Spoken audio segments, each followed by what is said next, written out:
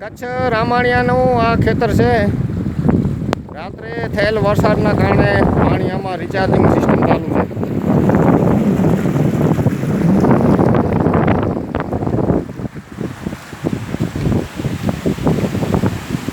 આ 12 એકરના ખેતરમાંથી પાણી બહાર જતું નથી. બધું જ પાણી કૂવામાં રિચાર્જ કરવામાં આવે છે.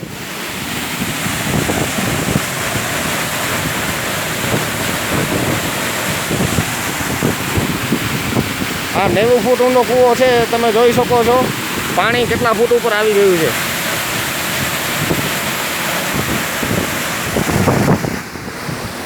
આજુબાજુના કૂવા સૂકા પડ્યા છે, જ્યારે આમાં પાણી ચાલે છે. આમાં પાણી જરાય બહાર જતું નથી વરસાદનું. અને આ બનાવેલ કુંડીમાંથી કાંકરા પથ્થર નાખી અને ફિલ્ટર થઈને પાણી અંદર જાય છે.